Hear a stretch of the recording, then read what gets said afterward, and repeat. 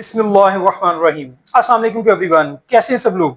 ठीक हैं। देखिए बेटा, आज हम class 10th physics new book chapter number 14 और उसका लेक्चर नंबर 7 है।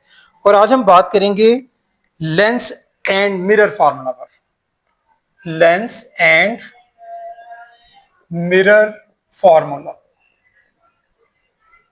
लेंस फार्मूला हो या मिरर फार्मूला हो, एक ही बात होगी हमेशा। ये बेसिकली एक रिलेशन होता है किस किस के दरमियान। ये फॉर्मूला है, ये रिलेशन है between focal length, object distance and image distance. F किसको डिनोट करता है? फोकल लेंथ को। पी किसको डिनोट करता है? ऑब्जेक्ट डिस्टेंस को। और इसी तरह से क्यू किसको डिनोट करता है? इमेज डिस्टेंस को। तो ये बेसिकली एक रिलेशनशिप है किस किस के दरमियान? फोकल लेंथ, ऑब्जेक्ट डिस्टेंस और इमेज डिस्टेंस। इसकी मदद से हम लोग किसी भी इमेज की जो फॉर्मेशन है उसको समझते हैं। जब हम इमेज बनाते हैं उसकी फॉर्मेशन की हमें इसी से समझ आती है। ठीक है, इसी फंडामेंटल इक्वेशन, इसको fundamental equation of lens and mirror formula भी बोलते हैं। ये बुनियादी इक्वेशन है जिसको हम यूज करेंगे डिफरेंट पर्पसेस के लिए। बेसिकली हमारी इमेज की फॉर्मेशन जो है वो इसी की मदद से समझ आती है।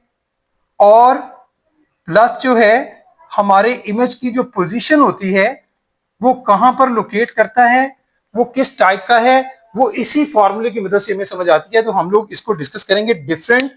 जो हम लोग जब इमेज बनाएंगे तो इस फॉर्मूले को यूज करते हुए हम देखेंगे कि इमेज की फॉर्मेशन किस टाइप की, उसकी नेचर किस तरह की है और उसकी पोजीशन क्या है। ये सारा कुछ हम डिस्कस इसी की मदद से करते हैं, फॉर्मूले की मदद से। अगला टॉपिक हम डिस्कस करेंगे, छोटा सा टॉपिक था। नेक्स्ट टॉपिक है action of lenses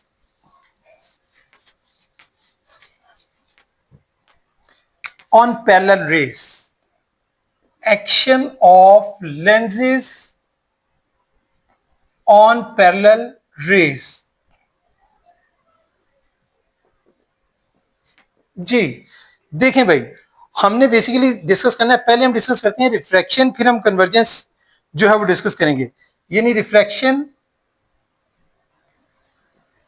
and convergence.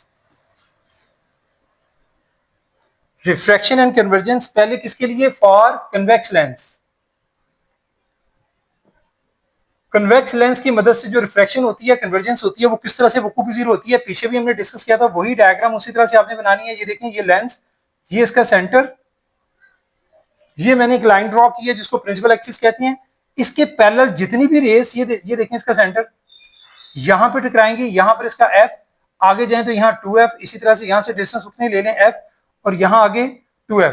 तो वो रेस कहां पे जाती हैं? रेस सीधी इस फोकस पॉइंट एफ में से निकलती हैं। इसी तरह से यहां पर ये अगर पड़ी तो वो भी कहां से गुजरेगी? वो भी यहीं से। अगर यहां पर कोई रे जो है तो वो भी यहीं से निकलती हुई हमें मालूम होती है, मतलब यहीं से निकलेगी बाकायदा तौर पर। तो ये है सारा प्रोसेस जो है। यहां से आप देख रहे हैं कि सारी रेज में वो कन्वर्ज होती हैं और एक ही पॉइंट से जो है वो निकलती हैं। ठीक है, यहाँ पर कौन सा प्रोसेस हुआ? कन्वर्जेंस का। तो इसीलिए ये जो रिफ्रैक्शन है वो कन्वर्जेंस भी कहलाती है। तो यहाँ अपनी फॉर्मेशन ऑफ इमेज जो है यहीं से हमें समझ आती है कि इमेज किस टाइप का होता है। इस साइड पर जितने इमेज बनेंगे वो आमतौर पर रियल होते हैं, ठीक है, और इन्वर्टेड होते हैं। Real, inverted.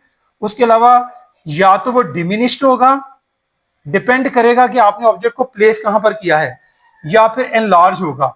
डिमिनिश्ड और एनलार्ज, इसमें तो या होगा, बाकी जो है इमेज रियल होगा और इन्वर्टेड होगा। जितने इमेज भी इस साइड पर बनेंगे, अगर इमेज उसी साइड पर बनता है, बैक साइड पर बनता है लेंस के, तो वो इमेज जो है वो एनलार्ज होगा और वर्चुअल होगा। वो सिर्फ एक ही कंडीशन होती है, जब ये ऑप्टिकल ओ जो है, ऑप्टिकल पॉइंट ओ और एफ के दरमियान में हम अगर ऑब्जेक्ट को प्लेस करते हैं। उसके अलावा बाकी जितने भी हम जहां भी ऑब्जेक्ट को रखें, यहां रखें, यहां रखें, किसी भी पॉइंट पर रखें, ठीक है, बिफोर एफ या इवन एफ के ऊपर भी, तो वो सारे इमेज जो है वो दूसरी यानी इसी साइड पर बनेंगे। राइट साइड पर इन्वर्टेड होंगे, रियल होंगे, कभी वो डिमिनिश्ड होगा, कभी एनलार्ज होगा। ये अगली बात है। तो ये था भाई हमारा फॉर्मेशन ऑफ इमेज। ठीक है, उसके बाद हम बात करते हैं refraction and divergence of concave lens. Refraction and divergence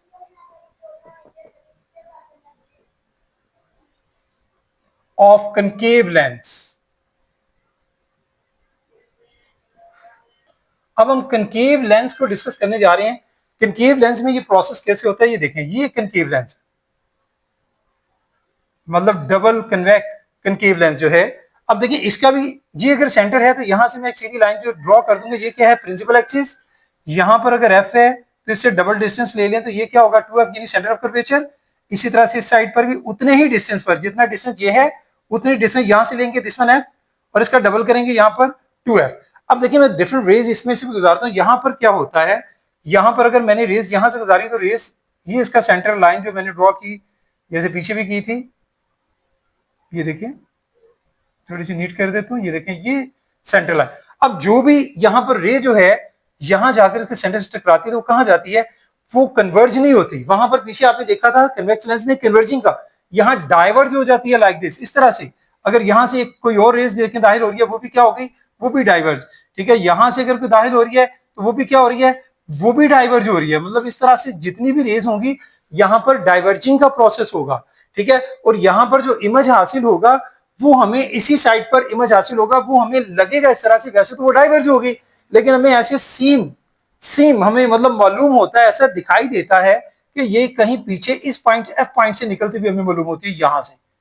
इसी तरह से इसको भी अगर देखेंगे तो हमें लगेगा यहां से, इसको भी देखेंगे तो ये कहां से हमें मालूम होगी कि यहां से कहीं इस फोकल पॉइंट एफ से जो है, इसको भी अगर देखें तो ये भी हमें इसी पॉइंट से जो है लाइक दिस हमें निकलती हुई फील होती है। यानी सारी ये जस्ट सीम है, मतलब ऐसा लगता है। और यहाँ जो इमेज हमारा हासिल होता है, इस यहाँ इमेज आमतौर पर जो है वो रियल नहीं होता, ये वर्चुअल होता है। ये क्या होता है जी, वर्चुअल।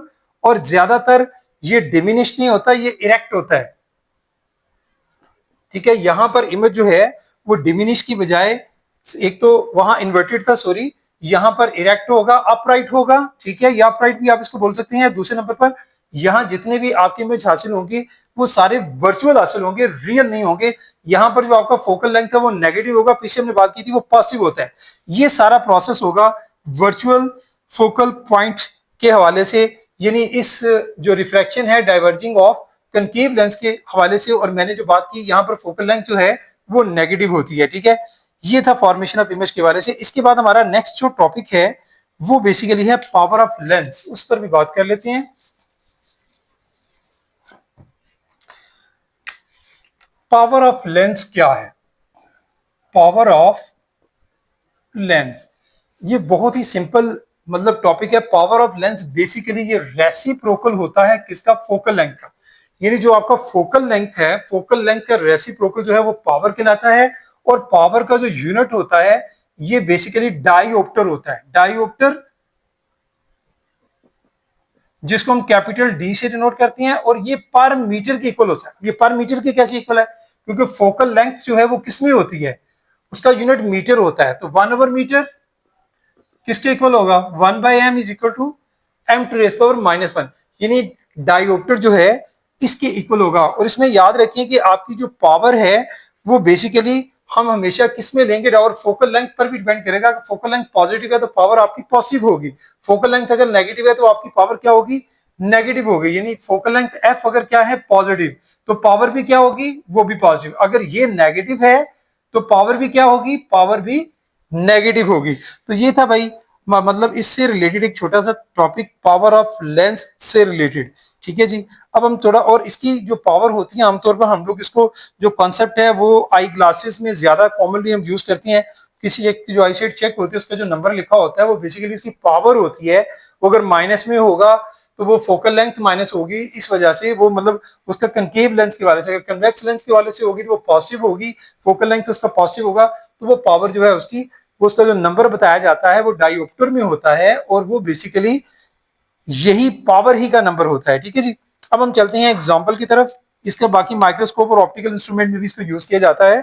अब एक एग्जांपल है जो डिस्कस करेंगे इसी टॉपिक से रिलेटेड। Example number 14.4।